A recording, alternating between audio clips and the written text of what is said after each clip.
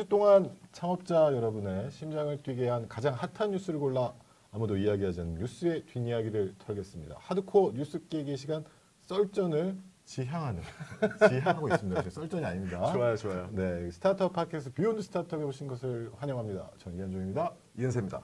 네, 자 오늘 두 번째 시간인데요. 어떻게 해야 돼? 이걸 어떻게 소개를 해드려야 되지? 드디어 모셨습니다. 스타트업 업계에 살아있는 전설이죠. 그렇죠. 시조새는 아닌가요? 시조새는. 거의 뭐 약간 그 데스밸리를 건너간 그런 개척자의 느낌이죠. 그렇죠. 네. 그 진짜 저는 파이어파이터라고 부르거든요. 소방수? 아니 아니 소방관. 스타일이 와서 이렇게 저돌적이고 그러셔가지고. 그렇긴 하죠. 네. 맞아요. 자 오늘 정현욱 대표님 반갑습니다. 반갑습니다. 네, 빅서크세스의 정현욱 대표입니다. 반갑습니다. 네 여기를 봐주시면 됩니다. 네. 약간 긴장하신 것 같은데. 네네네. 긴장이 많이 됩니다. 네. 평소에 저희 소주 마실 때랑 느낌이 확실히 다르네요. 네네. 네. 그때 간추 2개 풀으시고.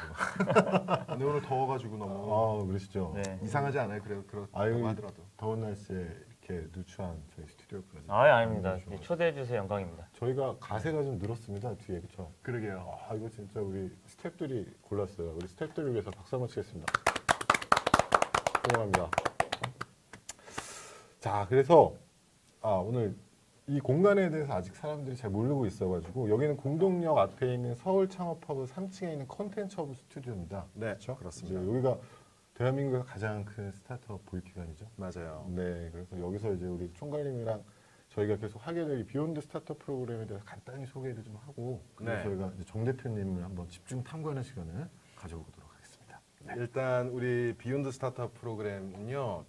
스타트업들이 이제 그 진행하시면서 어려운 일들이 많이 있으니까 그런 것들을 좀 어떻게 효과적으로 도움을 좀 드려볼까 하는 취지에서 만들어졌고요. 이름 그대로 이제 스타트업이지만 그 비욘드를 가도록 해드리고 싶다는 의지를 담아서 만든 우리 이름이고요. 저희가 하고 있는 일은 이 스튜디오를 운영하고 있는데 일단 와서 제품 촬영이라든지 뭐 인터뷰 영상 같은 거를 촬영을 네. 하고 싶으시면 언제든지 오셔서 사용하실 수 있도록 지원을 해드리고 있고요. 그리고 또 저희가 이제 보육 프로그램, 인큐베이션도 진행하게 되고 그리고 또 워크숍도 진행하게 되고 그래서 좀 다각적인 도움을 드릴 그런 예정 중에 있습니다. 네. 그 총괄님이 진짜 이거 맡으셔가지고 진짜 A부터 Z까지 요즘 노고가 많으십니다. 한 Y부터 한 것 같아요. Y부터. 네, Y부터만 한 것 네, 같아요. 아무튼 계속 좀. 네, 어쨌건 정현욱 대표님 오늘 오신다는 소식을 듣고 제가 5년 전에 저희가 이렇게 이런 방송을 한번 했던 기억 나세요? 네. 그 비글로벌 행사 2013년이었죠. 그렇죠. 그 구로 디지털 단지역 근처에 있는 중국집에서 다 같이 소주에 취해가지고 방송을 했죠. 그래서 아이폰 하나 올려놓고. 맞습니다. 맞아요. 맞습니다. 그래가지고 저 그때 기억이 나요. 대표님 기억이 나세요? 네, 기억이 납니다. 네. 이 표정이 네. 이거 제가 이렇게 네네네. 대본대로 하는 거 하면 안 되죠. 네. 근데 그날 전 되게 기억에 남았던 게 우리 전진주 이사님 같이 하고 계시죠. 네네네네. 전진주 이사님이 그때는 인턴이었어요. 네네네. 맨날 울고 막. 맨날 울고 막 트리플 J라고 그랬잖아요. 맞아요. 전진주. 근데 전진주 이사님한테 비글로벌 딱 끝나고 나서 과연 비석세스는 뭐냐라고 물어봤을 때 전진주 이사님 그때 뭐라고 대답했는지 아세요? 뭐라 그랬죠? 비석세스는 소주다. 기억나세요? 네네, 기억납니다. 그래가지고 그때 비글로벌 그 행사 컨셉이랑 톤도 전부 다 녹색이었잖아요. 진짜? 그래서? 그 얘기 했었어요. 기억 안 나요? 정말? 우린 다 반만 기억하죠. 그날 얘기는. 우리가 뭐. 참이슬의 그 녹색 그 병의 그 느낌을 살려가지고 정 대표님이 녹색으로 가야 된다. 그거는 아니고요. 그건 아닌가요? 네. 그래 아무튼 저는 근데 이 소주라는 게 느낌이 사실 좀 이렇게 뭔가 쓰고 맥주가 아니잖아요. 물도 안 타고 또 그 약간 에스프레소 같고 그렇죠. 뭔가 이렇게 야생의 느낌이 좀 있잖아요. 맞아요. 근데 딱 저는 정 대표님을 안 지 한 5년 정도 시간이 지났는데 지금 5년 됐죠? 네네, 한 2년. 딱 정 대표님 스타일이 그렇잖아요. 파이어파이터 같이. 좀 뭐랄까 추진이죠. 추진. 딱 네. 두 글자로 하면. 네, 그래가지고 어떤 그런 정 대표님의 개인적인 성향이 빅석세스가 지금까지 걸어온 길에도 많이 반영이 된 것 같은데 네네. 지금부터 말 좀 하셔도 될까요? 아직 네네네. 부끄러우신가요? 아닙니다. 네. 네. 네. 질문해 주시면. 지금 질문을 좀 드렸는데. 네, 과정이 어땠냐. 네. 일단 스타트업이랑 같이 이렇게 성장을 많이 해오면서 기업의 이제 흥망성쇠를 직간접적으로 맞아요. 느끼면서 뭐 배운 바가 상당히 뭐 많고요. 네. 그리고 이제 그 과정에서 어떤 게 소중한지를 시행착오를 겪으면서 업계 이제 스타트업 생태계랑 같이 성장하고 있다는 부분에서 상당히 개인적으로는 뿌듯한 그리고 이제 의미 있는 지난 시간이었다고 생각합니다. 빅서세스 하면은 그러니까 물론 이제 빅서세스라는 미디어로서도 굉장히 뭐랄까 정말 의미가 있는 포지션이죠. 네. 근데 그것보다 아마 제가 생각할 때는 뭐 그런 말들 많이 하잖아요. VC들이 뭐 자기는 entrepreneur, behind entrepreneur 그런 얘기 많이 하잖아요. 그러니까 다른 기업가들을 도와주는 기업가 출신이다 뭐 이런 얘기 많이 하잖아요. 네. 근데 좀 빅서세스는 스타트업인데 마찬가지로 비욘드 스타트업이네. 그런 이미지 그러니까 다른 스타트업들을 많이 지원해주는 역할들을 하셨잖아요. 그러니까 왜 그렇게 그런 아이디어를 가지셨을까요 처음에? 근데 이게 이제 근본적인 이제 이유가 제가 뭐 전에 말씀드렸지만 20대 이제 대학교 때 수출입을 많이 했었거든요. 네, 맞습니다. 그때 이제 수출입 뭐 장사를 많이 하면서 국내에 있는 이제 동대문에 계신 수많은 뭐 소상공인들이 수출을 상당히 어려워하는 부분들에 대해서 많은 이제 어려움을 받고 저 또한 국내 상품을 해외에다가 수출하는 게 너무 어렵다는 걸 느껴서 이런 부분들에 대해서 이제 항상 저 밑에 제 생각에 많은 밑에 깔려 있었던 것 같고요. 그런 부분들이 이제 사업을 할 때 조금씩 계속 녹아 들어가는 것 같습니다. 근데 저는 정 대표님 처음 뵀을 때는 제가 나름 공동 창업자분들이랑 실리콘밸리랑 한국을 연결하는 약간 그 초기 투자 엑셀러레이팅 일을 하고 있었잖아요. 네네. 근데 정 대표님도 어떻게 보면 같은 스타트업인데 이제 뷰랑 프레임이 상당히 위에 있었어요. 제가 그때 느낀 게 대부분 스타트업들은 자기 아이템에 되게 매몰되잖아요. 그렇죠. 아, 우리 제품은 이게 너무 좋고 뭐 우리는 이렇게 할 거라. 근데 정 대표님의 프레임은 저보다 훨씬 뒤에 빠져가지고 각 스타트업들을 이렇게 잘 연결하면서 그 해외와 이렇게 연결하는 브리징 역할을 하는 어떤 되게 큰 프레임으로 이 사업을 하셔가지고 야, 참 이런 거는 많이 제가 배워야겠다. 아유, 라는 생각을 뭐 해서 과찬이십니다. 그런 거는 아니고요. 네, 그래서 그러다 보니까 같이 이인세 사장님도 뵙고 그러다 보니까 술 많이 먹게 됐죠. 오늘 뭐 술 특집이에요. 아니 그래서 저희는 세 명이 다 술 친구니까. 그래서 이야기를 조금 더 한 단계 딥하게 들어가기 위해서 저희가 창업자의 성장 과정을 돌아보면서 창업자의 삶에 대해서 인문학적인 고찰을 하는 파트가 첫 번째 파트입니다. 아, 되게 중요한 부분이네요. 네, 창업자의 삶은 탐구하다. 그 세션을 지금 시작할게요. 그래서 제가 정 대표님이랑 이제 술 친구로서 5년째가 되는데 정 대표님이 스타일이 이런데 사실 살아오신 커리어를 보면 어떻게 보면 되게 모범생 같기도 해요. 그러니까 대학 생활을 ROTC 장교 생활 하셨잖아요. 네. 그리고 장교 생활 마치고 곧바로 대기업에 들어가셨어요. 그 KT. 예. KT에서. 그리고 KT에서 근무하실 때 인사고과를 항상 거의 가장 잘 받으셨잖아요. 아, 그거는 네. 아니고요. 저한테 그렇게 얘기하시던. 아, 그런가요? 네네. 네, 그건 뭐 항상 이렇게 등락이 있어서 아, 네네. 네, 뭐 항상은 아니고 이제 그냥 등락적으로.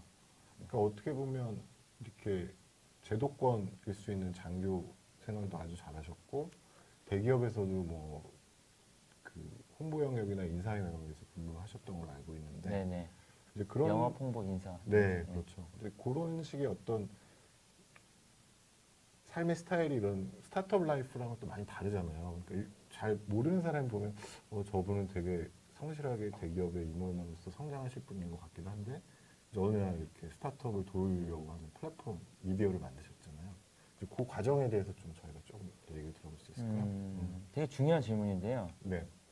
그러니까 제 생각에 돌이켜 보면 이 부분을 깊게 생각은 안 했지만 사회의 어떤 요구, 니즈를 어느 정도 충족을 시키면서 네.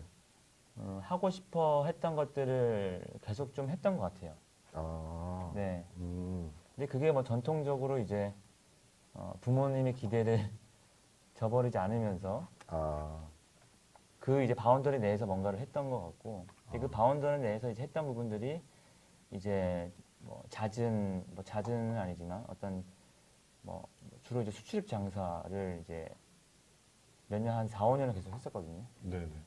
그러니까 그런 부분들 그리고 이제 KT에 있으면서도 뭔가 새로운 거를 계속 내부에서 이제 시도를 좀 하려고 했었고요. 이제 그런 부분들이 이렇게 저의 이 본 모습과 그리고 이제 사회의 모습이 약간 절충된 그런 쪽으로 지내왔던 것 같아요. 그러니까 사회적 요구는 어느 정도 맞춰주면서 네네네. 부모님이 중요하게 생각하시는 건 어느 정도 맞춰주면서 내가 하고 싶어하는 거는 꾸준히 계속 이렇게 추구해 왔다는 네네네. 말씀이신 네네네. 거죠. 그러다가 이제 완전 내가 풀타임 엔트레프니어가 되겠다라고 결심하게 된 동기나 저는 그때 우리 대표님께서 딱 창업하시기 전에 이제 블로그 같은 걸 운영하시면서 훌륭한 스타트업 인터뷰하는 컨텐츠로 시작을 한 걸로 알고 있거든요. 근데 사실 그런 트랜지션 모먼트들이 항상 사람들이 많이 궁금해하는 부분인 것 같아요. 이렇게. 되게 중요한 질문인데 이거지요. 네네. 그러니까 실제 저 진행 잘하죠? 네네. 실제 네. 아, 윤대 사장님 얘기 하셔야겠다. 네. 대학교를 졸업을 하고 네. 제가 24살 때 졸업을 하고 그리고 네네. 26세 때 이제 ROTC 제대를 했거든요. 네네. 그리고 26세 1월 달까지 기업에 취직할 생각이 전혀 없었어요. 의외네요. 그러니까 원래 바로 이제 동대문에서 제가 이제 장사를 하려고 했거든요. 아, 그러셨구나. 그래서 대기업에 음, 뭐 이런 그 조사도 하지 않았고 그냥 이제 제대만 하자. 그래서 이제 동대문에 그때 20대 때 같이 일했던 회장님이 계세요. 나이가 좀 연배가 있으신 분인데. 와, 전 이 얘기 처음 듣습니다. 그런가요? 네네네. 아, 좋습니다. 그래서 이제 그분이랑 같이 일을 하고 그분한테 배우고자 그 생각을 하다가 어떤 특정 계기가 좀 있었어요. 그 개인적인. 네. 그래서 이제 대기업에 지원을 좀 해서 이제 들어가게 됐는데 어떻게 보면 계속 하고 싶었던 거는 뭐 마음속에 계속 갖고 계셨던 거고. 네, 예, 예. 예, 그거는 정확히 한 21세부터 계속적으로 마음속에 강하게 있었던 것 같아요. 네.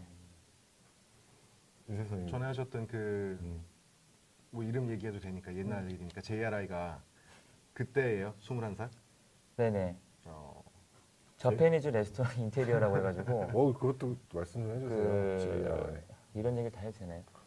이게 팟캐스트입니다. 이거. 네, 일식집에 들어갈 인테리어 용품을 이제 일본이랑 홍콩에서 수입해다 파는 거였는데 그때 이제 동대문에서 이제 기존에 제가 수입한 물건들을 동대문에 있는 상가에서 진열을 해서 팔고요. 그리고 데코리아라고 지금도 기억나는데 이제 홀세일 이커머스 회사에다가 저희 가지고 온 물건을 이제 납품을 해서 팔고 세 번째로는 이제 일식집에 강남권 일식집이 상당히 많잖아요. 그렇죠. 고급 일식집. 거기에 이제 물건을 방문 영업을 이제 그때 했었죠. 이런 부분들을 JRI를 만들어가지고 네, 이름도 아주 그냥 단순하게 저페니즈 레스토랑 요새 말로 표현하면 이제 직관적인 거잖아요. 근데 그게 우리가 우리 또 공교롭게 다 나이가 같잖아요. 네네. 근데 돌이켜서 생각을 해보면 우리 때는 정말 그 창업을 한다는 게 형태를 떠나서 창업을 한다는 것 자체가 이렇게 정규 분포에 찍히지도 않는 곳에 있었거든요. 그렇죠. 거의 그런 상황이었는데 특히 또 이제 말하자면 그야말로 현장에서 장사하는 거를 시작을 하신 거잖아요. 그러니까 그런 것들이 뭐랄까 그러니까 정말 평범하지 않은 때였던 것 같아요. 우리 때를 생각을 해보면. 그래서 그러니까 왜 내가 이걸 해야 되겠다 하고 이렇게 느낀 그런 뭐라 그러지 그 콜링이 있었나요? 아, 그 콜링. 당시 콜링. 콜링에 대해서 좀 한국말 설명해 주세요. 콜링이라고 하면 전화 이렇게 생각할 수 있잖아. 그러게요. 그 어. 콜링이 부름. 그렇지. 그렇죠. 뭐 마음이 동한 거, 그렇지. 끌림 뭐 이런 거. 그걸 한국말로 잘 설명해 주시면 따르릉 따르릉 이렇게. 오늘 술을 먹고 왔나? 죄송합니다. 너무 진지해져가지고 네, 콜링 다시. 콜링 어떤 부름 아예 소명의식 그렇죠. 하자. 소명의식 아, 좋네요. 소명의식 이제 뭐 그런 계기들이 몇 군데가 있긴 한데 네. 좀 여러 가지가 복합된 것 같아요. 그 당시에. 예. 예, 그 당시에 제가 아는 이제 분이 좀 가게를 하시던 분이 있었고 그리고 여러 가지 이제 좀 상황이 계속적으로 자극을 줬던 것 같아요. 네.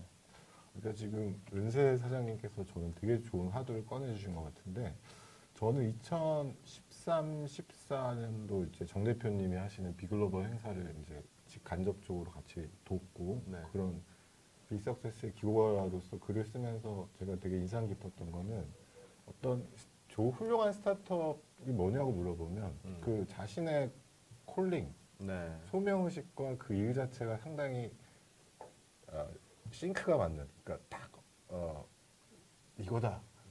자꾸 영어가 나오네. 얼라이언스가 된 네.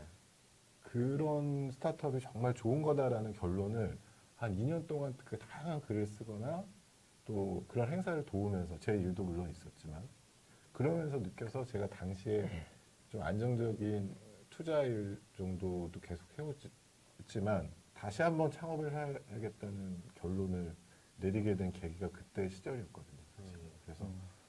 그래서 아직까지도 오늘 좀 방송이 진지해지네요. 근데 여전히 그 콜링의 그 귀를 기울이는 삶은 정말 유효하고 그 앞으로 평생 그렇게 살아야 될 것 같다. 그거는 정말 맞아요. 대부분 뭐 우리 어. 대표님도 잘 아시겠지만 기업에서는 큰 기업들에서는 그게 대부분 방향성이라는 게 설정이 되는 게 야, 쟤네는 이렇게 하고 있는데 우리는 뭐 좀 어떻게 안 되니? 뭐 거의 이런 경우가 많잖아요. 사실 그렇죠. 그렇죠. 그리고 팀들끼리도 야, 저 팀은 이렇게 되는데 우리는 뭐 어떻게 좀 안 되니? 이런 게 되게 많단 말이에요. 근데 이 모든 과정에서 이제 사실은 조금 소외되는 게 사실은 시장이죠. 아무도 이 시장에 대해서는 얘기를 하지 않는 경우가 되게 많아요. 근데 오히려 그렇기 때문에 스타트업들은 좀 그런 콜링에 좀 집중을 하는 게 왜냐면 뭔가를 이루고 싶다는 거잖아요. 임팩트를 만들고 싶은 거니까. 그래서 그런 차원에서 좀 오히려 집중하는 게 그게 굉장히 좋은 일이기도 할 뿐더러 오히려 좀 뭐랄까 정말 그게 생존 방법 거의 유일한 생존 방법이지 않을까라는 생각도 좀 하게 되는 거. 물론 뭐 다른 여러 가지 케이스도 많이 있죠. 뭐 정치적으로 접근하는 경우도 있고 뭐 다른 여러 가지가 있겠지만 근데 그것보다도 일단 제일 중요한 건 저는 그거라고 생각을 하고 있고 또 그런 측면에 있어서 사실 빅서크세스는 정말 그게 유일한 거의 존재잖아요. 그래서 그런 것들이 저는 굉장히 좋은 감사합니다. 포지션이라고 네. 아니 뭐 저는 뭐 그렇게 생각을 하니까요. 그러고 있습니다. 은세 사장님의 빅서크세스에 대한 애정이 참고로 아주 큽니다. 네. 네, 네, 그렇죠. 네, 네. 그럼요. 여러 가지 이유로. 네. 그럼요. 커야죠. 그래서 네, 근데 오늘 저희 방송 컨셉이 약간 뭐 유니콘 스타트업 이런 것도 되게 좋지만 저희는 이런 인문학적인 성찰이나 약간 이렇게 인간에 대한 이게 중요한 것 같습니다. 네. 모토로 이런 화두들을 좀 다루고 싶은 게 저의 목표기도 해요. 그래서 보면은 그 유니콘 스타트업, 뭐 실리콘밸리 스타트업이 유일한 대안이 아니라 이제 저희는 좀 저희가 자신의 콜링과 자신의 삶의 스타일로서의 스타트업을 살 수 있는 그런 하나의 문화도 좀 만드는 것도 중요하다고 생각하거든요. 이제 그런 지점에서 오늘 정현욱 대표님이 살아오셨던 비석세스의 5년은 참 의미가 있는 레퍼런스가 아닌가. 제 20대 얘기만 한 것 같은데. 네? 20대 얘기만. 10대까지 내려가 볼까요? 제가 궁금한 게 있어요. 네. 우리 이제 정현욱 대표님은 정말 그야말로 JRI 때부터 네. 좀 현장을 많이 보신 거잖아요. 실제로 어떻게 하면 네, 네. 뭘 제공을 할 수 있고 어떤 네. 과정을 거쳐야지 이제 뭐 어떤 성과를 낼 수 있고 하는 것들을 경험을 하신 거잖아요. 그런 관점에서 보면 최근에 좀 그야말로 스타트업이라는 이름을 사실 그 이름을 붙이게 된 것도 우리가 거의 1세대잖아요. 스타트업이라는 이름이 그전에는 사실 뭐 그렇게 없었으니까. 그래서 그런 관점, 그런 다 같이 경험에서 이제 보시면, 네. 네, 그런 경험에서 보시면 좀 요새 스타트업 하는 친구들이 이런 쪽에 조금 더 뭐랄까 관심을 가져주면 좋겠다 하는 것들이 혹시 있을까요? 되게 중요한 질문인데요. 감사합니다. 오늘 저희가 잘하죠? 어, 네. 저는 뭐 오늘 주제랑도 비슷한데 저 개인적으로 네. 그 개인의 음. 이 됨됨이와 음. 리더십이 되게 중요한 것 같아요. 음. 그러니까 저도 이거에 대해서 시행착오를 많이 겪었는데 음. 잘 되는 회사 그리고 성장하는 회사의 공통점은 다른 어떤 것보다 이 대표의 이걸 만든 대표의 음. 리더십이 상당히 크게 좌우하는 것 같고요. 네. 그리고 그 리더십이라고 하는 거는 어떻게 보면은 하나의 어떤 그룹, 하나의 이제 패밀리 아니면 하나의 어떤 이제 구성원들이 하나의 목표로 또는 뭐 전략적인 목표로 가기 위한 그런 비전의 전달 그리고 어떻게 갈 건지에 대한 전략적으로 엄청난 깊은 고민 그 이런 것들을 따르기 위한 그 구성원들한테의 어떤 포용력 네. 즉 이 한 개인의 리더십과 됨됨이와 그릇이 저는 상당히 많이 좌지우지를 하는 것 같아요. 네, 네, 네. 그래서 뭐 질문하신 부분에 좀 의견을 드리자면은 네. 저는 그래서 이제 그런 개인의 어떤 인간적인 리더 그리고 이제 어떤 전략가로서의 어떤 리더십 네. 이런 부분들이 복합적으로 해서 이거를 회사를 만드는 사람의 두 가지의 결합된 준비가 가장 중요하지 않을까. 조영 네. 대표님은 진짜 많은 스타트업 대표를 만나셨잖아요. 그렇죠. 네. 엄청 많이 만나요. 커넥터죠, 커넥터. 그러니까. 네. 그래서 그 저는 이제 비석세스라는 회사는 이제 연결이라고 하는 것의 가치를 아는 몇 안 되는 스타트업이라고 저는 생각을 하는데 이제 비석세스에 대한 지난 행보에 대해서 좀 돌아보는 시간을 가져볼게요. 이제 초반에는 약간 제가 이해한 바로는 테크크런치 같은 형태의 미디어와 어떤 오프라인 이벤트를 통해서 진짜 커넥팅의 역할을 다양한 스타트업의 주체들을 연결할 수 있는 역할을 하셨고 이제 중간엔 더 비기닝이라고 이제 스타트업의 데이터 분석 기반으로 투자와 연동하는 시스템도 하시고 가장 최근에는 또 블록체인도 연동시키는 비전을 갖고 계신 걸로 알고 있는데 여기부터는 잘 모르거든요. 네, 뭐, 네, 그래서 그 좀 부분은 그렇게 약간- 뭐 아직은 네네. 그러니까 네. 그 근간에 있는 거는 결국은 네. 국내 기업의 어떤 글로벌 진출이 상당히 크게 좌지우지를 하고 있고요. 네.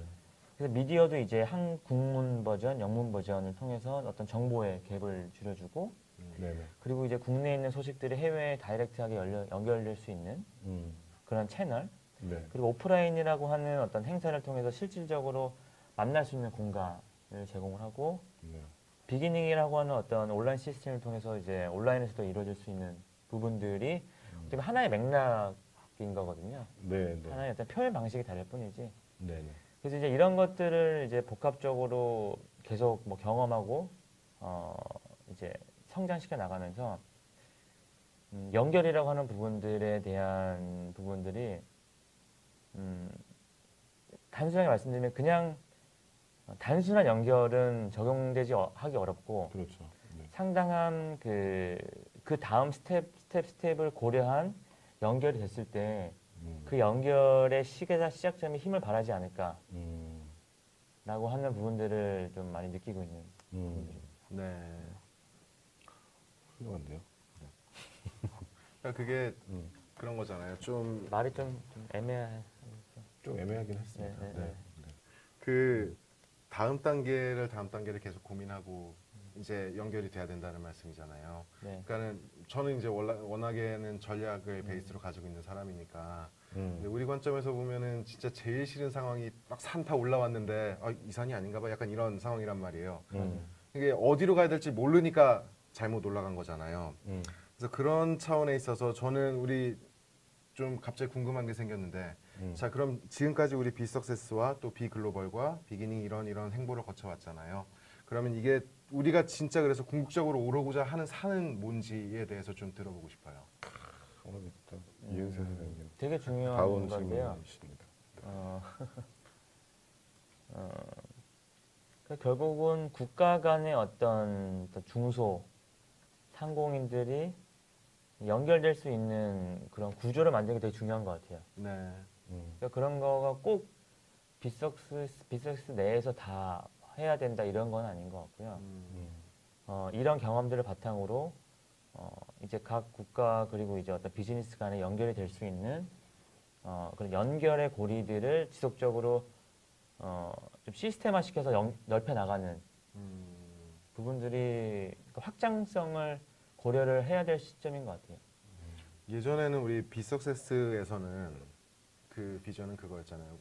이제 스타트업들이 지리적인 경계를 넘어서서 조금 더 크게 이렇게 말하자면 성장할 수 있게 도와주겠다는 게 그게 비전이었고, 그래서 우리 비석세스에서 열심히 이제 그런 미디어를 통해서 그런 활동을 하시다가 네. 이게 미디어로서도 굉장히 좋지만 실제적으로 좀 그런 게 좀 매니페스테이션이 됐으면 좋겠는 공간이 있어가지고 내가 자꾸 영어를 하지 말라고 하니까 현실화될 수 있는 공간이 있었으면 좋겠다 해서 비글로벌, 당시에는 비런치로 시작했지만 비글로벌이 생긴 거였고, 자 그럼 이게 온라인에서도 가능할 것 같다고 해서 비기니까지 이렇게 온 거잖아요. 그러니까 지금 이 스타트업을 지원하는 거에서 말하자면 더 이게 폭이 넓어지면서 완전 다른 말하자면 거시적인 수준에서 연결까지 생각을 하고 계시는 거잖아요. 네. 그렇게 됐으면 좋겠다는 희망을 가지고 계시는 네, 거잖아요. 희망입니다. 네. 그래서 그런 것들이 사실 굉장히 어려운 부분이잖아요. 왜냐하면 풀어야 될 게 뭐 간단하게 생각해도 너무 많으니까. 어떤 게 제일 큰 도전일까요, 지금? 각 참여하는 분들 그리고 같이 이거를 밀고 나가는 분들과의 그리고 이제 거기 생태계를 연결하는 그런 역할들에서 참여하신 분들도 베너핏을 만들 수 있는 구조 만드는 게 되게 중요한 것 같아요. 네. 그러니까 그냥 내가 이런 미션이 있으니까 당신도 이 일을 도와주세요 라고 하는 부분들은 어느 선까지는 되지만 한계가 있고요. 그렇죠. 그러니까 이 과정에 있는 사람들도 이 과실 그리고 이제 이 우리가 그리는 어떤 그림의 이제 하나의 일원으로서 그분들도 같이 성장할 수 있는 구조를 정립하는 게 저는 중요한 것 같아요. 그러니까 저는 빅석세스가 말해보겠습니다. 갖고 있는 이 비전이 뭐 정 대표님의 비전이 그 자체가 큰 장점이면서도 한계가 공존하는 게 뭐냐면 이 비전은 사실 그 어떤 한 스타트업이 꿈꾸는 비전이라기보다는 한 국가의 아젠다도 될 수 있는 거거든요, 사실. 이게 어떤 그렇기 때문에 정 대표님이 하시고자 하는 일을 우리나라의 뭐 각 그 중앙 정부도 그렇고 지자체도 그렇고 다들 되게 하고 싶어 하는데 잘 못하고 있는 지점들도 있잖아요. 네. 물론 요즘 많이 나아지고 있지만. 근데 그래서 이제 이게 근데 이런 비전이 어떤 경제적으로 모두에게 신뢰가 돌아가는 개념도 있지만 명분에 대한 이슈가 되게 크기 때문에 네. 제가 봤을 때는 공적 기관이랑 상당히 컨플릭이 많이 날 수 있는 비전이기도 한 것 같아요. 그러니까 실제적으로 그거에 예산을 많이 갖고 나라에서 운영을 하는데 실제 저희 같은 스타트업이나 민간의 입장에서는 이게 과연 효율적으로 진행되느냐에 대한 의견은 좀 분분할 수 있잖아요. 그렇죠. 그렇다고 하더라도 이 프레임 자체가 상당히 큰 명분을 갖고 이제 진행이 되기 때문에 그런 지점들이 저는 항상 이렇게 좀 더 깊게 고민해야 될 것 같고 아까 말씀하신 것처럼 생태계에 참여하는 각 플레이어들이 서로 만족할 수 있는 이런 구조랑 스트럭처에 대한 고민도 되게 다양하게 좀 있어야 될 것 같고요. 그래서 저는 응원합니다. 정 대표님 비전. 그 부분에서는 이제 네. 저도 고민인데요. 네네. 이게 좀 말이 이게 계속 얘기해도 될까요? 이거는? 그럼요. 그러니까 저는 그는 음. 접근 방식에 차이가 있어야 된다고 보거든요. 네. 기존 지자체, 정부 공공기관들이 네. 엄청나게 중요한 역할을 하고 있기 때문에 네. 이분들에게 어떤 그 경쟁 구도가 아니라 같이 성장할 수 있는 길을 만들어야 되거든요. 네네네. 근데 같이 성장할 수 있는 길을 만드는 것 중에 하나가 기존 프로세스를 개선시킬 수 있는 부분들을 정립만 해도 이게 상호 보완 작용이 될 수 있는 네. 구조가 나올 수가 있는데 네. 기존의 이 관계에서는 어떻게 보면 일방적으로 어떻게 보면 탑다운식 그리고 기존 프로세스가 계속 유지되는 거기 때문에 상호의 어떤 노력이 같이 진행됐을 때 네. 그때 이제 공공과 민간의 시너지가 저는 날 거라고 좀 생각하고 있습니다. 네. 사실 비욘드 스타트업 같은 이 도전도 지금 정 대표님 말씀하신 차원의 하나의 저희의 그 시도라고 보시면 또 좋을 것 같아요. 그렇죠. 네, 저희도 이게 아직 막 시작 단계고 부족하지만 어쨌든 이제 잘 만들어가면 되죠. 네, 네. 그런 방향성으로 나가고 저희가 벌써 얘기를 많이 했습니다. 그러게요. 그러네요. 그러니까요. 네. 한 얘기가 없는데. 그럼 대표님한테 마지막 개인적인 질문은 여기서 하고 저희가 중간에 잠깐 텀을 두고요. 네. 2부에는 좀 핫한 스타트업 트렌드에 대해서 저희가 좀 캐치업하는 시간을 가지고 네네네. 있는데 나보고 영어 쓰지 말라 그러지 않았어요? 캐치업은 쉽잖아요. 알았어요. 오케이. 그 대표님은 지금 어떻게 보면 저희랑 나이가 비슷하시니까 40대까지 이제 비석세스 비기닝 이제 이런 다양한 비글로벌 같은 프로젝트를 해오셨는데 이제 이건 이은세 사장님이랑도 그런 얘기를 많이 하거든요. 이제 커넥팅 더 다시라고 점을 연결해서 선을 만든다고 하는데 이런 경험들 그리고 20대 때는 이제 동대문에서 뭐도 막 팔아보시고 막 창업하기 전에 막 배달도 하셨었잖아요. 아, 네. 네네. 그런 다양한 점들이 모여서 어떤 다른 차원의 큰 하나의 선분이 만들어지는 것에 대한 비전은 있으신가요? 지금은 이게 딱 스타트업계 소상공인의 뭐 크로스보딩 이런 얘기를 많이 하신 건데 아예 다른 영역. 그러니까 이것들보다 더 큰 지점에서의 비전도 있으신가요? 좀 설명이 그런데 이제 네. 그런 과정인 것 같아요. 아, 그러니까 스타트업만이 실제 어떤 국내나 해외 우리가 같이 이렇게 뭐 해외 진출의 대상이라고 막 국한하는 거 아닌 거거든요. 수많은 중소상공인들 그리고 수많은 개인의 꿈을 꾸는 많은 분들이 계시잖아요. 근데 그런 분들이 다수가 이제 어떤 기업 내에서 이제 본인의 어떤 아주 중요한 시점을 그러니까 그게 잘못됐다는 부분들이 아니라 각자의 꿈을 이루기 위한 방법들이 되게 제한적이라는 거죠. 맞아요. 그러니까 이런 부분들을 약간 개선하고 타파했을 때 더 네. 많은 스타트업 시너지랑 같이 효과를 낼 수가 있거든요.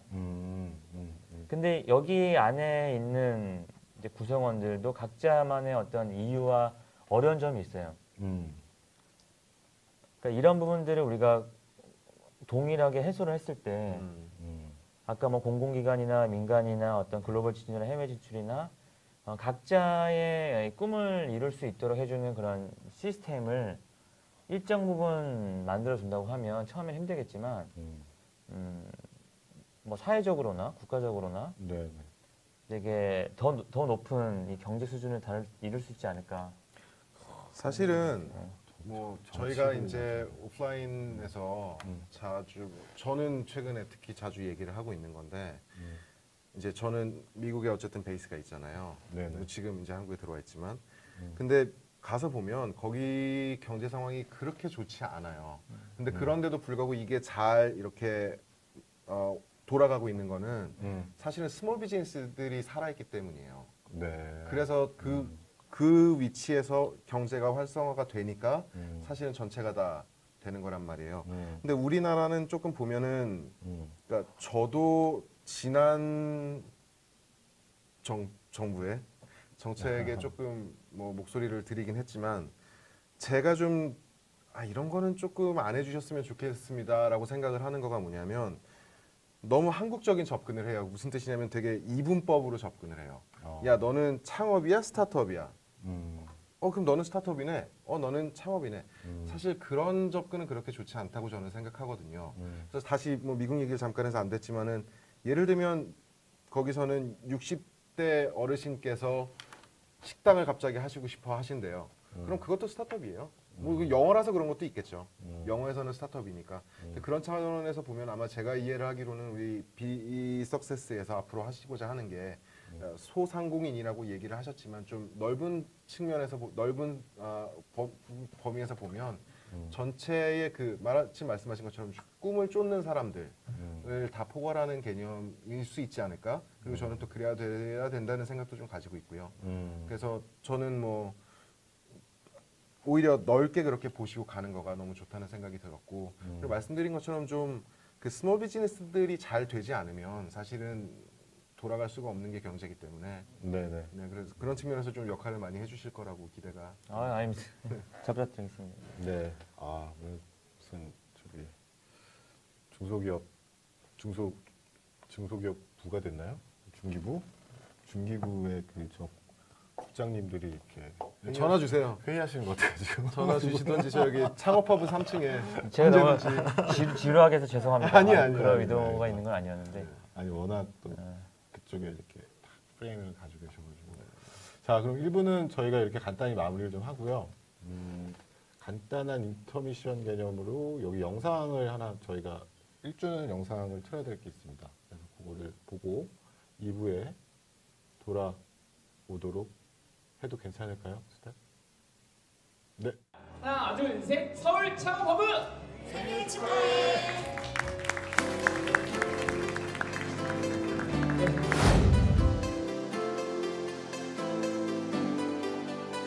대관식부터 올해 1주년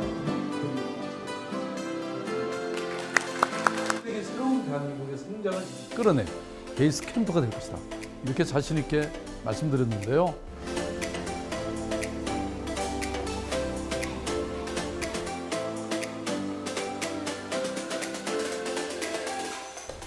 기회가 된다면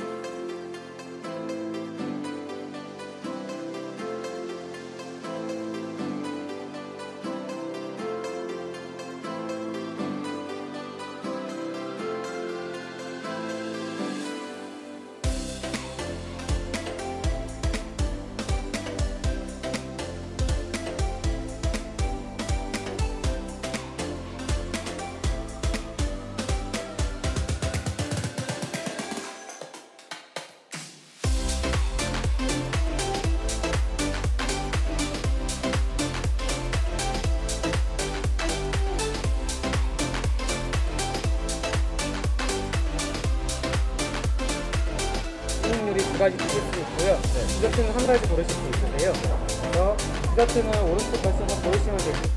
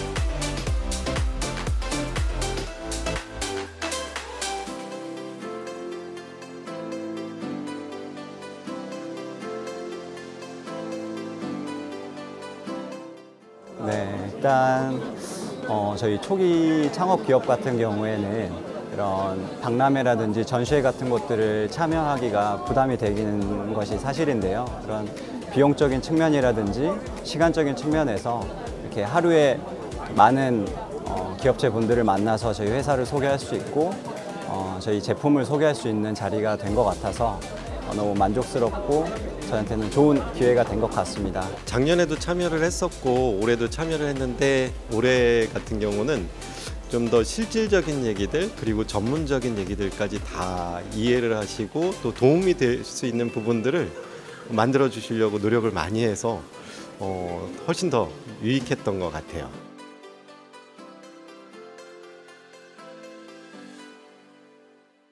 빅석세스 정현욱 대표님을 모시고 중기부에서 지금 컨퍼런스를 하고 돌아온 것 같은 느낌의 무거운 주제, 큰 주제를 가지고 얘기를 해봤습니다. 죄송합니다. 제가 네. 또 뭐 어려운 아닙니다. 어려운 거 가지고 약간 근데 무거운 얘기를 한번 해가지고. 해보시니까 어때요? 저희 이렇게 상당히 이제 진행을 잘 해주셔서 아유, 그래서 편하게 저는 얘기할 수 있었던 것 같아요. 네. 네, 질문도 되게 좋았고요. 윤세 사장님은 뭐 오늘 톤을 좀 올리셨나요? 어떠세요? 톤도 좀 올렸어요. 왜냐하면 들어보니까 그쵸. 제가 네. 이게 발성이 아무래도 이런 걸 안 해본 사람이니까 그래서 조금 발성을 이제 막 프레젠테이션 하는 것처럼 좀 유지를 하려고 노력을 하고 좋습니다. 있습니다. 오늘 훨씬 좋은 것 같아요. 저는. 감사합니다. 네, 좋고.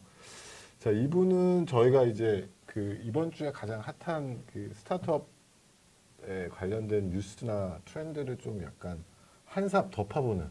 네, 제가 이 얘기하고 되게 욕먹었는데 손석희 사장님 스타일로. 이건 좀 조심해야 돼 그런 얘기. 알았어요. 그래서 아무래도 스타트업계는 요즘 블록체인 열풍이잖아요. 맞아요. 그래서 저희 스타트업 미디어 담당자들도 다 지금 저 블록체인 위크 행사에 가 있는데 우리 정현욱 대표님도 다녀오셨던. 네, 어제 잠시 다녀왔습니다. 네. 네, 그래가지고 이제 그 주체가 주관이 서울시더라고요. 오늘 그래요? 서울시가 주관을 해서 각 민간 플레이어들이 이렇게 진행을 했는데 워낙 또 정현욱 대표님 그런 컨퍼런스에 거의 대한민국의 아닙니다. 선수시잖아요. 어떠세요, 가실까 느낌이? 일단은 네. 거기 이제 실제 만드시는 분들이 있어요. 그러니까 팩트 블럭이라고 하는 이제 전선익 대표. 좋다, 디테일. 좋다. 그리고 이제 비욘드 블럭의 이제 가브리엘. 네. 비욘드 비욘드가 요새 되게 비욘드 블럭은 이제 예전에 2027에서 이제 행사 참가했던 이 친구가 팩트 블럭 전선익 대표랑 같이 이제 결합을 해서 만든 블록체인 위크에 이제 비욘드 블록을 메인 서밋으로 진행한 거고요. 네네. 그리고 이제 해시드가 이제 그쵸, 해시드. 공동 주체로 해서 참여를 해서 뭐 스피커 섭외, 뭐 커뮤니티 그리고 이제 뭐 행사 아젠다부터 해서 많은 것들을 같이 네네. 공동 작업을 이제 했고 거기에 이제 뭐 후원, 뭐 협찬, 뭐 주관 이런 식으로 해서 다양한 기관들이 참여했던 그런 구조. 네네. 네. 역시 선수셔서 딱 컨퍼런스 가면 구조를 보시나요? 그냥 원래 알고. 엄청 대규모잖아요. 네네네. 그죠? 약간 한 3천 명 정도 모인 것 같고요. 3천 명 정도. 근데 그거는 저는 잘 확실히 한 3천 명 모인 것 같고요. 신라 호텔에서 했는데 네. 확실히 그 해외에서 많이 오셨어요. 그래요? 어텐디가. 예. 옛날에 진짜 비글로벌 행사하면은 진짜 우리나라에 이런 컨퍼런스가 있었나 싶었었잖아요. 없었죠. 그러니까요. 네. 다들 그때는 약간 다른 점은 네네. 그 스타트업 씬에 있어서 이제 한국의 위상이 뭐 실리콘밸리에 비해서는 뭐 객관적으로 낮은 분들이었잖아요. 네, 수치로 보면 뭐 네. 당연히 그렇죠. 근데 이제 블록체인 쪽에서는 그런 갭들이 많이 줄어들었어요. 네. 그래서 한국에서 어떤 블록체인 관련 행사를 한다고 하면은 해외에 있는 이제 관계자, 뭐 스타트업 투자자분들이 자발적으로 뭐 자기가 뭐 모든 비용 다 대고 참여를 하는 비율이 높아졌고 네. 얼마의 비율인지는 뭐 저도 보진 않았지만 단순하게 신라 호텔 그 로비가 저는 그렇게 사람이 많은 걸 처음 봤거든요. 그렇게 핫하구나. 근데 그 중에 반이 외국인이었던 것 같아요, 최소한. 네. 그래서 거기에 있는 라운지에 있는 테이블들이 꽉 차서 대기를 해서 테이블을 잡아야 될 정도로 와, 그 정도로 많았고 그리고 이제 미팅들도 거의 오신 분들이 아젠다를 못 들을 정도로 각자 미팅이 바쁘셔서. 네, 되게 많이 진행됐다는 걸 느낄 수 있었습니다. 네. 주로 자신의 그 ICO에 대한 셀링을 해야 될 니즈가 있는 쪽이랑 투자자 그리고 이런 정보를 얻으려고 하는 뭐 미디어 주로 이런 식으로 이렇게 그러니까 크게는 비슷하게 펀드 투자자와 그렇죠. ICO 프로젝트 단 그 그렇죠. 두 개가 가장 그게 메인이죠. 이게. 메인인 것 같아요. 네, 예. 네. 그래서 이제 주로 이제 펀드 단에서는 제가 봤을 때 미국, 일본, 싱가포르, 홍콩 네네. 여기 좀 많이 오신 것 같고요. 프로젝트 단에서는 뭐 국내에서다 보니까 뭐 국내가 좀 아무래도 많았던 것 같아요. 네. 그 옛날에는 저는 정영익 대표님의 의견을 좀 듣고 싶은 게 비글로벌 같은 거는 이제 스타트업들에 관련된 그런 다양한 집단들을 연결을 하셨던 거잖아요. 근데 이건 블록체인이라고 하는 하나의 다른 꼭지로 한국에서 이런 어떤 에너지가 있는 거에 대해서 어떻게 보세요?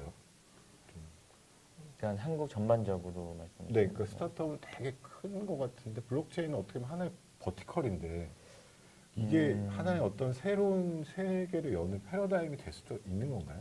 아니면 왜냐면 지금 너무 핫하니까. 되게 중요한 질문인데요. 네네. 버티컬이라고 보는 것도 어떻게 보면 우리가 약간 좀 과소평가하는 것이 있을 수 있다고 보여요. 아 그런. 네. 예. 왜냐면 아주 단순하게 이 펀드레이징 방식이 완전히 변했거든요. 맞아요. 그러니까 뭐 우리가 뭐 우스갯소리 얘기하지만 1억, 5억 펀드레이징 하려고 스타트업들이 VC들을 몇십 군데 만나잖아요. 맞습니다.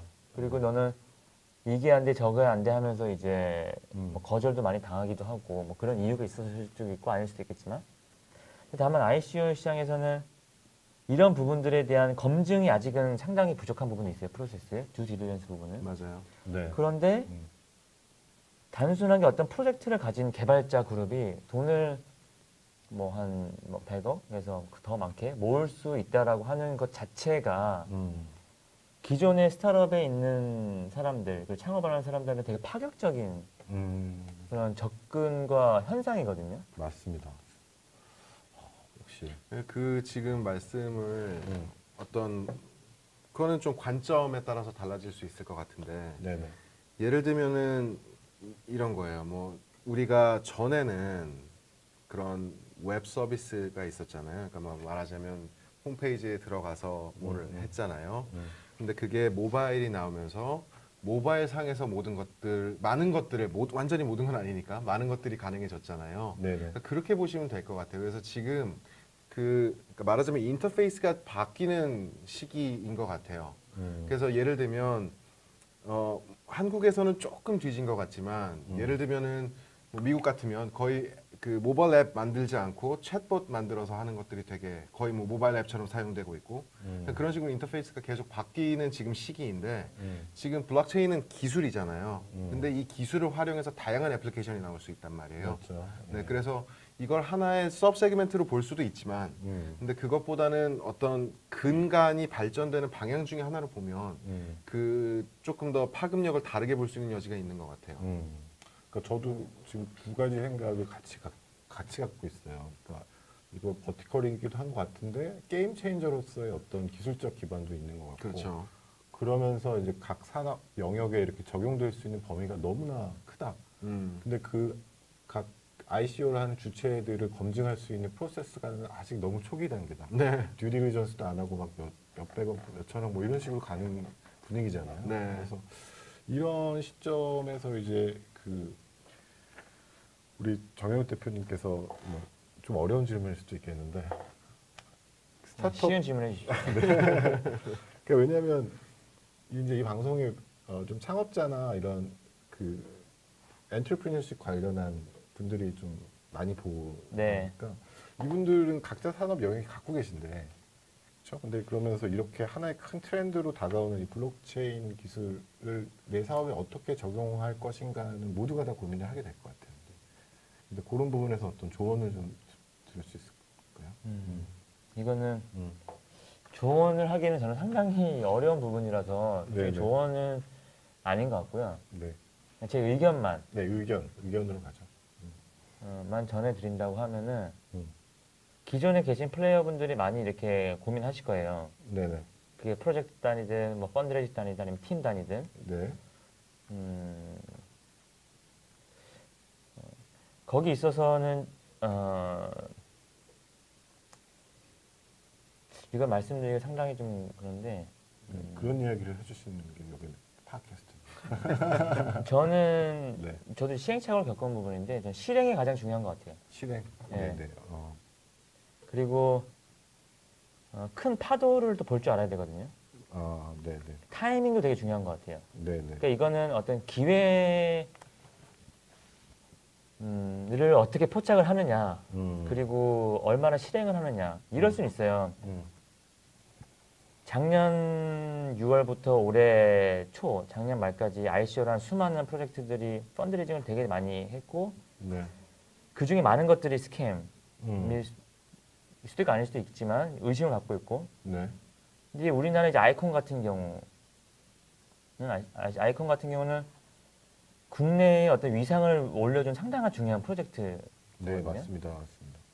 해외에서 아이콘에 대한 브랜딩이 상당히 좋아요. 네, 맞아요. 근데 이 아이콘에 있는 팀들의 역량을 가진 다른 팀들도 우리나라 꽤 많았단 말이에요. 네. 근데 아이콘 이거는 실행을 한 거였어요. 그 시점에. 그러니까 많은 사람들이 기회를 봤을 거예요. 많은 사람들이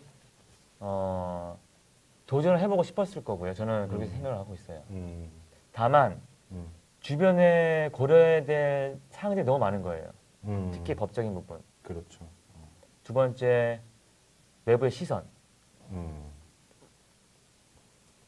왜냐면 이쿼티 기반이 아닌 프로토콜 기반으로 펀드레이징을 하다 보니까 어떤 기존 어떤 주주 간의 컨플릭트 부분도 있을 거고. 네.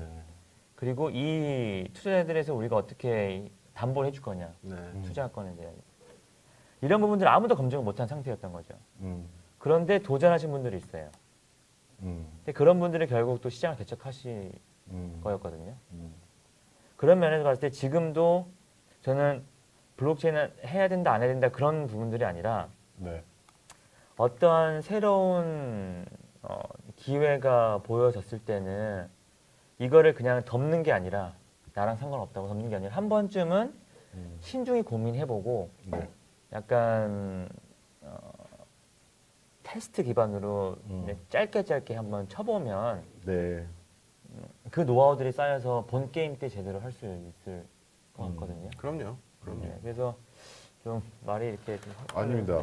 네. 정리를 하면 큰 파도를 볼 줄 알아야 되고 타이밍이 중요해서 근데 워낙 기존에 갖고 있던 질서나 문법이 적용되기 좀 어렵기 때문에 좀 린하게 프로젝트를 한번 테스트를 하는 실행력이 중요하다. 그게 저는 네. 상당히 중요한 것 같아요. 완전히 좀 다른 그러니까 세대도 좀 바뀌는 것 같죠. 그죠? 우리 뭐 잠깐 대표님하고도 말씀 나눴지만 커뮤니케이션 방법부터 완전히 다르잖아요. 그 네네. 지금 지난주에 우리 모셨던 백명현 대표께서 굉장히 저는 처음 듣는 단어를 던져주고 하셨는데 크립토리안이라고 그러는데요. 하는 분들은. 근데 그분들은 또 워낙에 문화도 다르고 하니까. 맞아요. 그래서 뭐 그런 어떤 어카운터빌리티의 문제잖아요. 이게 뭐 누가 그 책임을 가져갈 거냐 하는 건데 그런 측면에 있어서는 지금 이제 말하자면 좀 도입이 되는 그런 문화니까 시간이 지나면서 조금 다듬어지지 않을까 하는 생각도 좀 가지고 있게 되고요. 그러니까 이게 참 재밌는 게 이 블록체인 크립토리안 얘기를 들으면 기존의 막 스타트업이 뭐 누가 뭘 인수했다 이런 얘기가 상당히 올드해 보이는 지점이 생기는 것 같은 거예요. 그래요? 그러니까 전 자연스럽게 두 번째 이슈로 좀 넘어가려고 얘기를 꺼냈는데 이제 그 한국의 차를 공유할 수 있는 서비스 소카가 비트윈이라는 앱을 커플 데이팅 앱이잖아요. 이거를 인수를 했던 게 지난주에 되게 어제 핫한 뉴스네요. 네. 되게 이게 재미있고 신선한 뉴스인데 맞아요. 근데 이상하게 그렇게 와닿진 않은데 어쨌건 한번 저희가 짚어보고 그 세부 사항을 또 우리 정혁 대표님 잘 아시잖아요. 솔직히 말씀드려야 되는 거잖아요. 저는 세부 사항을 잘 모릅니다. 그러시죠. 그러면 다시 말하겠습니다. 비트윈 대표님을 잘 아시잖아요. 네, 박재혁 대표님이랑 가까운 사이고 잘 알고 있죠. 네. 그리고 되게 훌륭한 기업가시고. 네, 처음 막 시작할 때부터 너무 잘 아셨잖아요. 네네네네. 그러면 소카가 비트윈을 왜 인수했는지는 잘 모르시죠? 거기에 대해서는 제가 네. 근데 그거는 표면적으로 나오진 않았죠. 표면적으로 뭐 왜 했습니다. 그렇게 한 건 아니고 네. 표면적으로 일단 이제 관계자들 얘기를 들어보면 재밌다. 이게 네, 썰이죠 이거는. 네. 아니죠. 뭐 썰은 아니고 관계자들의 얘기인 거죠. 아, 그 이제 VCNC하고 음. 그 비트윈의 제작사인 네. VCNC하고 사실 소카가 유저 베이스가 굉장히 많은 부분에서 겹치잖아요. 저도 그래서- 그 생각은 했었어요. 네, 그래서 거기다가 또 이제 우리는 조금 이제 올스쿨이 돼서 잘 모르지만 젊은 세대들은 계속해서 그 비트윈이라는 앱으로 유입이 되고 있고 그런 측면에서 보면 시장을 조금 더 효율적으로 공략할 수 있지 않을까 하는 차원의 얘기가 있는 것 같아요. 있어요. 그런데 아마 우리 대표님하고도 잠깐 정영욱 대표님하고도 들어오기 전에 잠깐 얘기를 했지만 팀을 좀 영입하기 위한 성격의 말씀하셨다시피 지금 그 박재욱 대표가 워낙에 훌륭한 그런 능력을 가지신 분으로 평가가 되고 있기 때문에 맞습니다. 네, 그런 차원에서의 인수가 아닐까라는 얘기를 잠깐 나눠서 근데 사실 이거는 몰라요. 이거는 뭐 누구한테 들은 얘기도 아니고 확인된 게 아니지만 근데 많은 분들이 그렇게 생각을 하고 계시는 것 같아요. 한 가지가 이제 큰 변화가 소카 대표님이 바뀌었잖아요. 맞아요. 그 다음 창업자님 네, 아니십니까? 네, 맞아요. 이재용 네. 아저씨라고 했는데 이재용 대표님에서 바뀌었어요? 네. 그분이 오셨죠. 이재용 대표님이 오셨어요? 네, 이재용 대표님이 이제 지금 소카 대표님 제 생각에는 그 리더십의 변화가 회사 스트럭처 구조를 많이 그러니까 VCNC를 인수하기에는 상당히 이렇게 규모가 있는 회사거든요. 그렇죠. 투자를 그리고 엄청 이제 뭐 가정컨대 소카가 캐시가 많다고 해서 VCNC의 어떤 풀 밸류에이션으로 인수를 하기에는 뭐 지분 스와핑이 포함되다고 하더라도 그냥 부담이 될 수는 있어요. 왜냐면 소카도 상당히 캐시가 계속 필요한 회사이기 때문에. 맞아요. 다만 저는 두 분 다 훌륭한 기업가이시기 때문에 어떤 두 분 간의 케미 그리고 이제 조합이 잘 이뤄서 같이 뭔가 새로운 거를 도모하든 또는 기존의 것들을 더 강화시키든 그런 어떤 리더십의 저는 이제 결합이라고 조금 보고 싶어요. 네.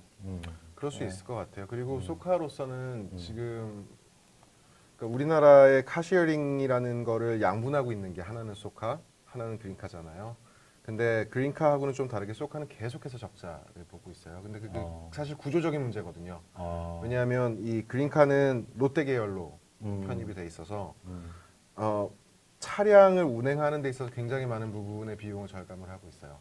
그런데 지금 소카는 사실 그렇지 못하거든요. 그래서 지난 연도에만 해도 거의 600억 가까운 돈을 차량 관리에 지출을 했고 그러니까 사실 확장이 될수록 조금 손해를 많이 보는 구조이기 때문에 어떻게든 이제 팀 내에서의 기조를 변화를 좀 시키든 혹은 마케팅 방법을 다르게 하든 작년에 마케팅 비용만 해도 거의 100억 원 정도를 넘게 썼으니까 그래서 그런 측면에 있어서의 효율화도 굉장히 필요하고 그래서 소카로서는 지금 우리 이재용 대표께서 들어오시면서 하반기부터 좀 공격적으로 인수를 해서 이제 회사에 좀 그런 생리를 바꿔보겠다는 계획을 밝히신 바도 있고 그래서 그런 이제 계획의 실행에 좀 들어갔다고 보면 좋을 것 같은데 근데 다만 저는 조금 걱정이 되는 게 예를 들면은 그 차량 공유라는 거를 제일 처음 시작했다고 봐도 무방한 예를 들면 집카가 있잖아요. 네. 근데 집카는 사실 2013년도인가에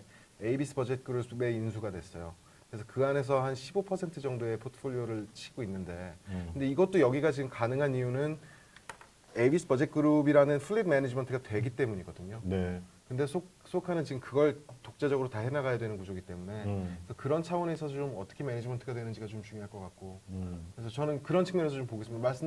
말씀하신 것처럼 이제 굉장히 훌륭한 팀을 들여와서 사내에서의 뭐 문화에 대한 얘기도 좀 있었잖아요, 사실은.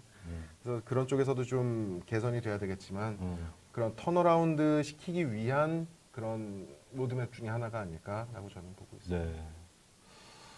알겠습니다. 그래서 저는 약간 비트윈이라고 하는 이 어떻게 보면 커뮤니티인데 네. 그 과거에는 약간 저는 소카라는 서비스를 많이 써보기도 했지만 약간 그냥 IT 서비스 같은 느낌이었어요.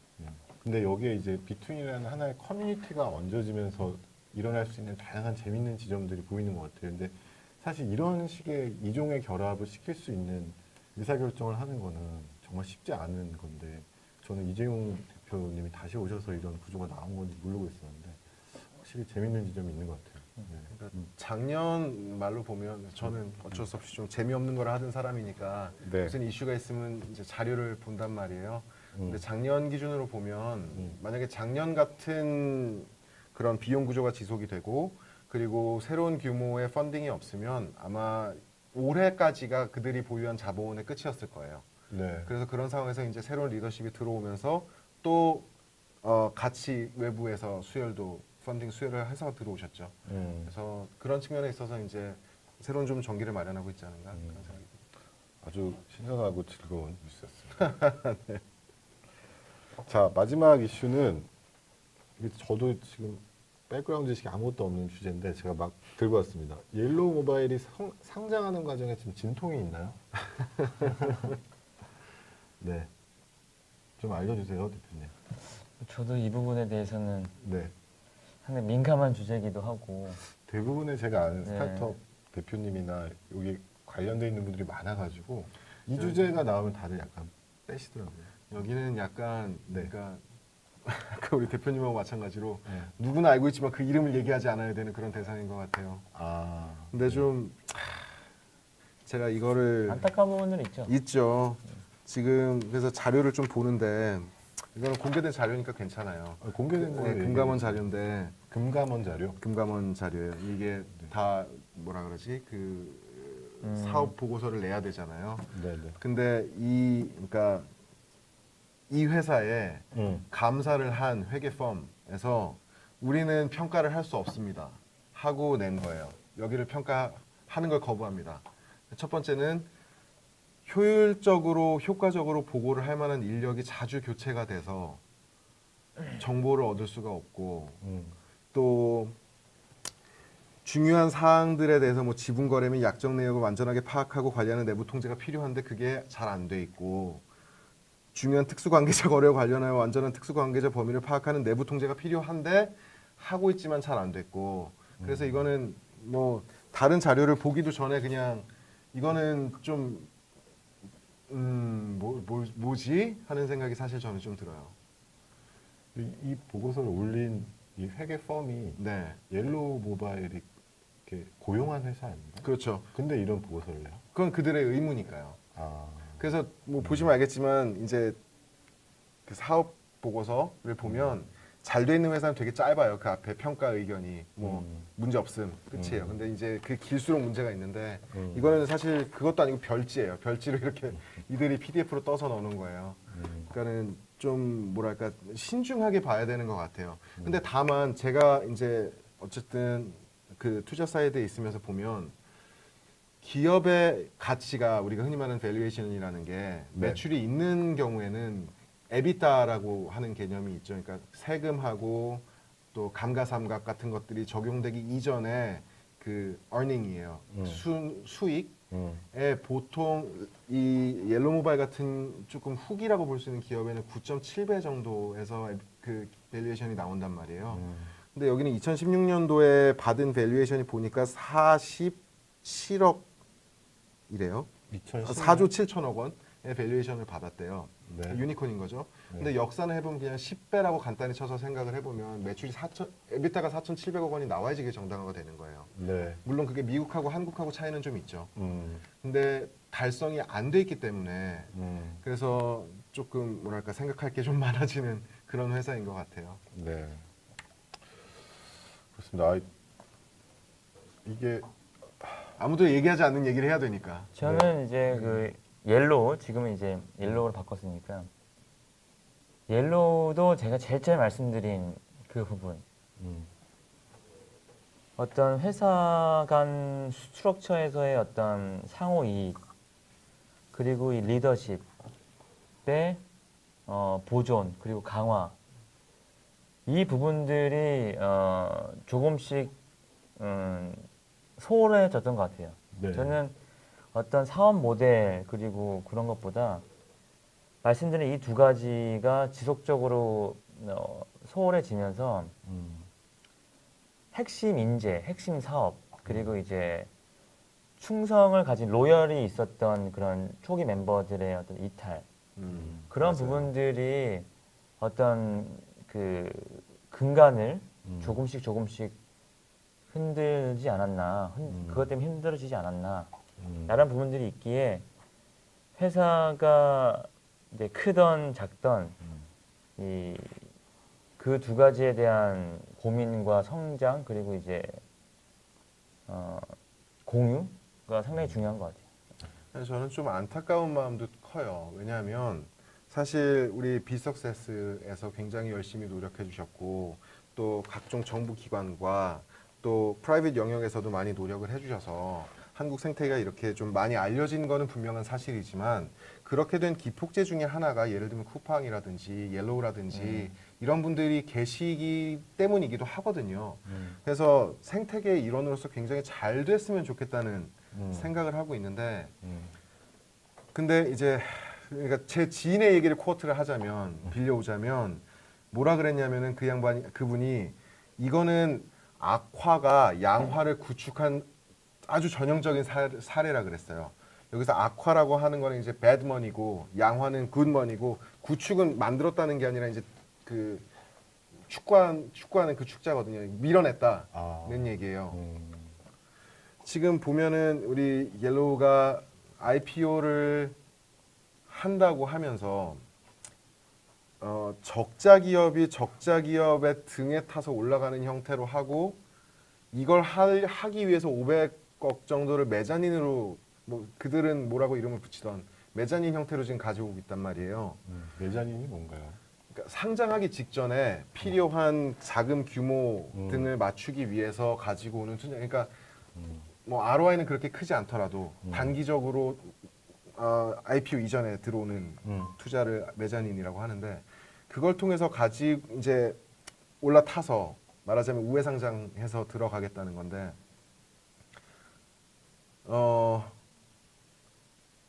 이렇게 생각을 해보면 진짜로 악화가 양화를 구축을 하고 있는 것 같아요. 네.